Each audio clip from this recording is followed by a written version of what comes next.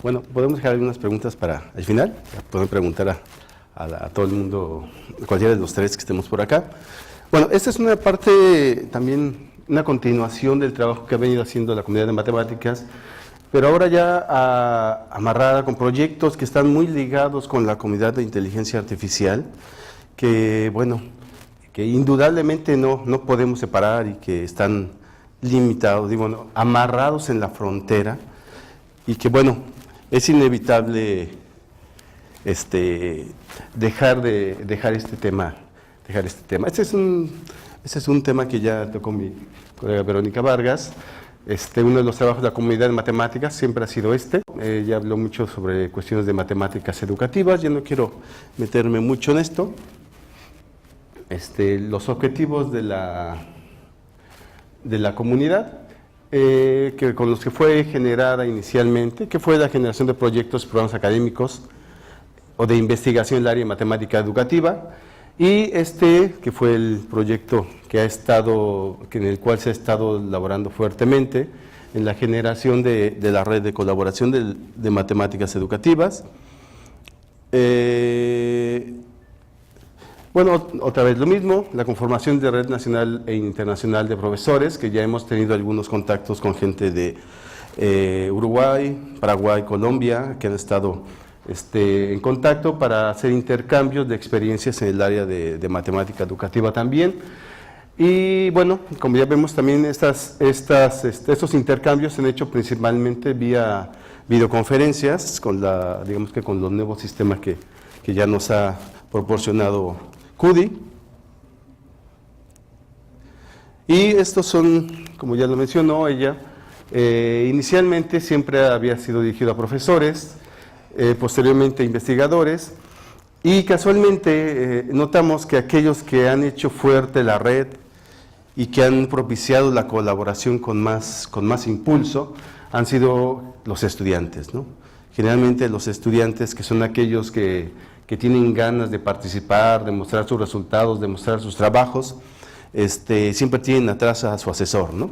Ellos presentan su trabajo y muchas veces fuera de cámara pues están los asesores, ¿no? Escuchando qué es lo que dice el estudiante, y en caso de que pues no pueda responder, por ahí aparece alguna voz que no alcanzamos a identificar y que no se ve, respondiendo a algunas preguntas de los estudiantes, ¿no? Entonces, esa es la parte importante de la participación.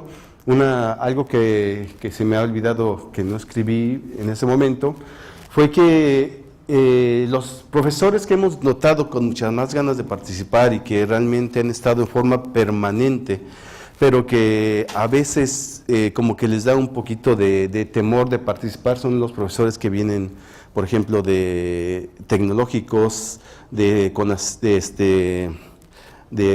CONALEP y de escuelas de nivel técnico medio superior, ¿no? Pero en principio son los que más hemos visto en su participación, los que más han asistido a las videoconferencias, pero por algún motivo su participación directa se ha habido ahí como que limitada. Todavía es algo que no hemos podido descubrir, pero que bueno, esperamos que ya en los próximos eventos poder tener una dinámica un poquito diferente para propiciar a que esta gente que está muy interesada en las técnicas de enseñanza y aprendizaje, pues puedan hablar y hacer preguntas más directas y más concretas, ¿no? Bueno. Bueno, también ya habló un poco de las propuestas. Esa es la parte a la que justamente queríamos llegar. Hay problemas hoy en día en los cuales la matemática aplicada y la modelación, a pesar de darnos resultados desde el punto de vista de las ecuaciones, los problemas que son modernos y los cuales queremos trabajar muchas veces son problemas muy grandes, ¿no? Y a pesar de que podemos tener toda la información, no podemos encontrar un resultado adecuado. Entonces, con digamos que con relación a este problema, lo que hemos hecho actualmente es fomentar el intercambio de experiencias entre estudiantes, sobre todo de posgrado, porque son aquellos que tienen problemas, resolviendo problemas a la vanguardia, y que nos interesa ver cómo formulan y resuelven problemas científicos, ¿no? Obviamente la parte importante es cómo vamos a hacer la modelación, modelado numérico y otras formas de cálculo en disciplinas científicas, y en principio eso mostrar resultados en las comunidades de CUDI, ¿no? Es una parte, digamos que primordial para comenzar un desarrollo científico. Entonces, esos son algunos de los proyectos en forma muy general con los cuales hemos estado trabajando en los últimos, digamos, 8 o 10 años. Se ha estado trabajando en modelado y simulación biológica. Las herramientas usadas para el modelado y simulación biológica principalmente son autómatas celulares, ecuaciones diferenciales, y en general muchas de las ecuaciones diferenciales que usamos son de orden no lineal, ¿sí? Y si son sistemas de ecuaciones lineales acopladas, ya tenemos un problema un poquito fuerte por ahí, ¿no? Algoritmos en HPC, lo cual puede estar ligado con el punto anterior, cuando el sistema de ecuaciones es muy grande y además no lineal. Tenemos que usar herramientas de HPC, no necesariamente como paralelo en una nube o en clúster, pero sí podemos usar algún desarrollo en GPUs, lo cual pues nos ayuda a hacer pruebas locales muy rápidas, y obviamente algoritmos en paralelo, ¿no? Simulación numérica, la cual ha sido un poquito como que limitada, porque cuando queremos hacer las aplicaciones la gente lo que quiere ver es una interfaz gráfica que nos permita no solamente ver una serie de números o una matriz muy grande, sino que ver casi en tiempo real lo que está observando en forma de números, ¿no? Entonces, este es un problema que hemos estado trabajando, la interfaz gráfica entre las funciones numéricas que son posibles ver en pantalla y las que, pues por el tamaño o por la interpretación de los resultados, no es tan simple. Los métodos de optimización que se trabajan actualmente, o que se han estado trabajando, son optimización lineal y optimización no lineal. Los dos tienen de alguna forma alguna limitación. Cuando tenemos problemas de optimización muy grandes, en donde el sistema implica muchas variables, a veces no es posible resolverlo, porque el número de soluciones a probar pudiera depender de un 1 elevado a varios, a 10, un exponente de 10 con varios ceros, ¿no? Y el caso de la optimización no lineal también nos causa problemas aún más fuertes, ¿no? Porque ahí no tenemos puntos de búsqueda específicos, sino que de alguna manera tenemos que hacer una combinación de búsqueda numérica con soluciones desde el punto de vista algebraico y analíticas, los cuales también pues, son a veces no simples de encontrar, ¿no? Reconocimiento de patrones y reconstrucción, sobre todo cuando manejamos datos experimentales, venidos de, por ejemplo, observatorios, datos médicos, datos biológicos, etcétera, etcétera, etcétera, cuestiones químicas también. Y bueno, esos son algunos de los proyectos y actividades que se han estado trabajando. Por ejemplo, uno de los trabajos actuales que se han estado manejando es la optimización de estructura de fármacos. Lo que se hace es que se toma medidas y datos experimentales tomados desde el punto de vista de la espectroscopía electrónica, pero como sabemos, en ocasiones simplemente se toma una de las posibles configuraciones completas que tiene un fármaco. Lo que se busca normalmente en un fármaco es la optimización o la minimización de energía potencial. Lo que hacemos entonces es armar desde el punto de vista de la modelación la estructura completa del fármaco. Se le aplica una optimización por medio de fuerzas, digamos que atómicas, y por medio de algunos métodos de optimización se busca obtener la estructura más estable con la energía mínima, aquella que realmente nos funciona para poder aplicarla digamos que aplicarla directamente a su producción. Una vez que nosotros generamos esta optimización, se hace también una simulación metiéndola en diferentes medios. La mayoría de los simuladores de estructuras de fármacos lo que hacen es meterla, por ejemplo, en sumergirla en agua. Una vez que la molécula de agua se ioniza, cambia un poco las interacciones entre los átomos de los fármacos o de la molécula muy grande y bueno, genera un cambio en la estructura. Pero cosas como sumergirlas en medios más reales, por ejemplo, en sangre y algunos otros líquidos ya más del cuerpo humano, pues es mucho más complicado simularlo, ¿no? Entonces son cosas como estas las cuales también se están trabajando actualmente. También estamos usando predicción y modelación de crecimiento de tumores. Este problema es un problema que se ha trabajado desde hace ya alrededor de 15 años. Se modela con el uso de ecuaciones diferenciales, un sistema de ecuaciones diferenciales no lineales. El problema es que las ecuaciones nos dan unos resultados que concuerdan con lo que vemos realmente en el crecimiento de un tumor.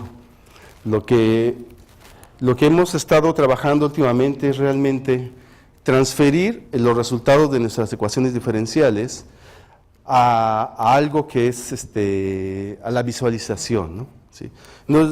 Sabemos cuál es el número de células anómalas, cuándo puede haber una metástasis dado la alimentación que tiene el tumor, los medios de escape, etcétera, etcétera, pero no tenemos todavía forma de pasar toda la ubicación y el aspecto y la velocidad de crecimiento en ciertas direcciones de las moléculas del tumor como tal, ¿no?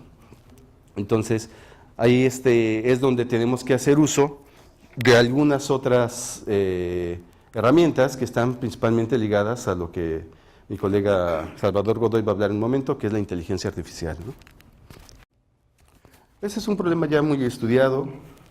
Se estudia principalmente con algo que conocemos como teoría del elemento finito. Por ejemplo, si una persona recibe un impacto, la tendencia de la inercia es que la cabeza se mueva hacia enfrente, pudiera chocar con cualquier objeto que tiene, por ejemplo, el parabrisas.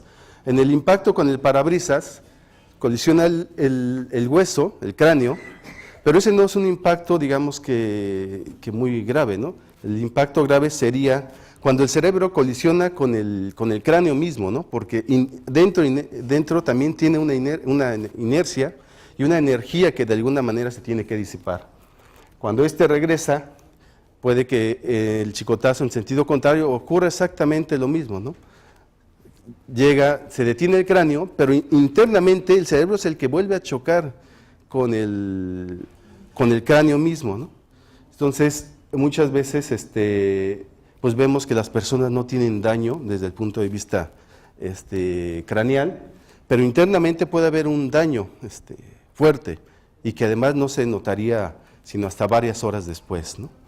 Entonces, este tipo de estudios es algo que se hace sobre todo para transferir el estudio de cuál es la energía que puede quedarse almacenada dentro de la masa encefálica de la cabeza y cuál es la máxima deformación que pudiera, por ejemplo, un cráneo soportar antes de que se rompa, ¿no? Ok.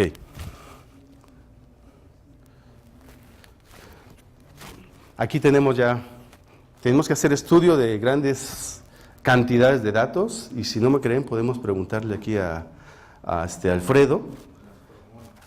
Tenemos muchos datos que estamos obteniendo pues de todas las galaxias, es un ejemplo, pero tenemos también muchos datos de cuestiones biológicas. Si queremos hacer también, por ejemplo, simulaciones en cuestiones de diseño de automotriz, también tenemos un montón de datos que tenemos que estudiar, ¿no? Y no solamente es suficiente con adquirir los datos, ¿no? Sino que además tenemos que ser capaces de hacer una reconstrucción, ¿no? Si nosotros estamos midiendo algo, tengo que hacer el proceso inverso de manera a que tengo que saber qué proceso lo produjo, ¿no? Ese es realmente el objetivo que nosotros tenemos. Si yo estoy midiendo algo, hago una reconstrucción y si todo coincide, significa pues que mi modelo pues está dentro de lo que cabe bien, ¿no? Es muy clásico ver cuestiones, datos experimentales en muchas áreas, en donde solamente si tienen, por ejemplo, 50 datos medidos por evento, solamente tomarán unos 20, ¿no? Y esos 20 los usan y encuentran ciertos resultados. Entonces, realmente eso significa que el modelo con el cual estamos trabajando, o no es un modelo completo, o está mal, o me da solamente una información parcial del evento que deberíamos estar midiendo correctamente. Entonces, ese es un trabajo también que se ha llevado a cabo y está muy relacionado con lo que hoy conocemos ciencia de datos, aunque la ciencia de datos como tal, para los que hemos estado trabajando en cuestiones experimentales desde hace tiempo, pues sabemos que existe hace mucho, ¿no? Nada más que hace poco a alguien se le ocurrió ponerle ciencia de datos o data mining, ¿no?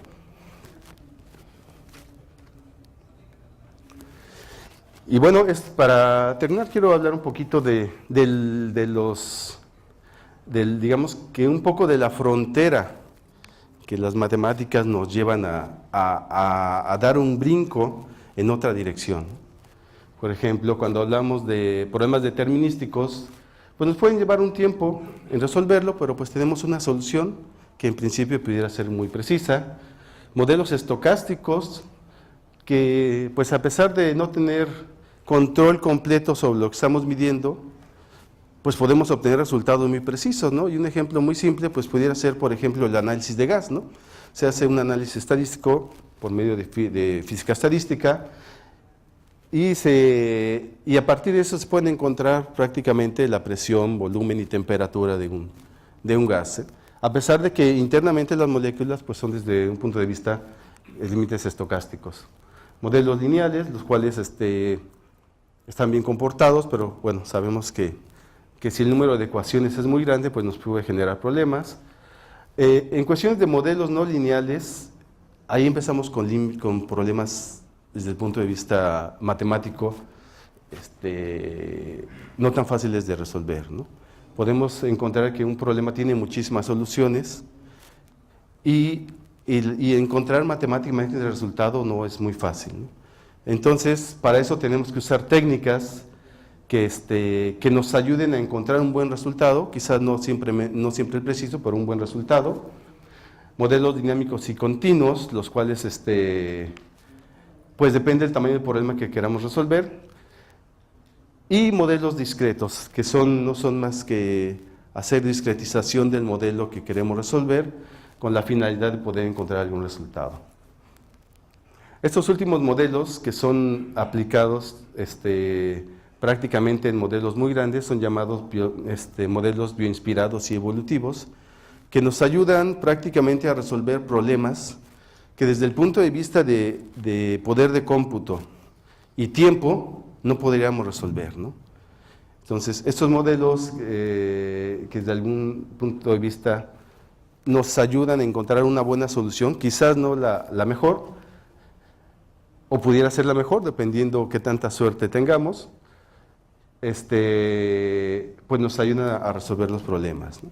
Entonces, con esto, pues quiero marcar un límite o unas limitaciones que hemos encontrado cuando queremos hacer modelación matemática y resolver problemas. Y entonces tenemos que unirnos a otras ramas importantes, ¿no? Y esta rama importante, que es la inteligencia artificial, la ha venido desarrollándose durante muchos años con técnicas ya bien desarrolladas y probadas, los cuales nos han ayudado a resolver muchos de estos problemas, ¿no? Bueno, voy a brincarme prácticamente hasta acá, nada más para hacerles una invitación y darle la palabra a mi colega Salvador Godoy, que, bueno, para más detalles sobre todos estos problemas que están abordando y modelos ya planteados, vean la información en la página de la Comunidad de Matemáticas Educativas. Y bueno, sí, empiezas tú, ¿verdad? Entonces dejo la palabra a mi colega Salvador Godoy.